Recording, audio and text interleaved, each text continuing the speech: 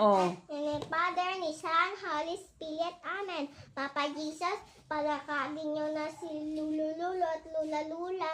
Salamat po sa binigay nilang pagkain sa kanila kasi nabusog po sila. Pati si Atina.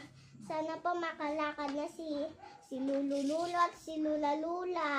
Sino tinangin Salamat. Kurata Soro? Po Yes, sa kulanda. pagkain nila. Wa- In the Father, ni Son, Holy Spirit. Amen. Kusa nanay, hindi mo nasusuruan.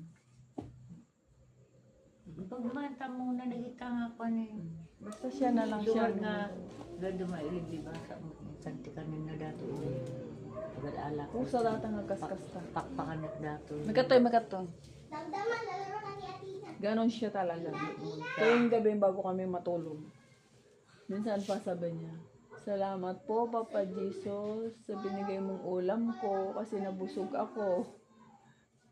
Kasi Ang sinong iti kasla na hitas. wala, kusa siyang nagkaganyan. Siguro kakapanood niya dyan sa sa mga yung iPad niya, tablet niya. Siya lang kusa. TV ka daw. Oh. Yan, tama na kita eh. Lalo dati. Pinapanood namin ng mga mga ganyan, nagdadasal na bata. Religion ni dati. Sinsin mo nga dati yan di pulo. Sabi niya, Mamse, punta ka din kay Lolo para gumaling na, hilutin mo siya. Sinabi ba niya? Oo, sabi niya. So, pupunta ako. Kasi nahirapan siya maglakad para makalakad na siya. Kunana. Kaya nang nagdakan niya pang ganyan. 17. Kaya nga pansipangasin na yan.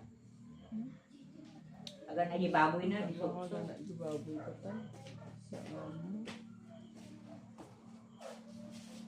Maganda rin yan. Maganda tao po. Kaya ito naganak dati 17, di baboy ko 17, 18, 19. Ano di shoot pinagpakasan ng gano'n. Hindi na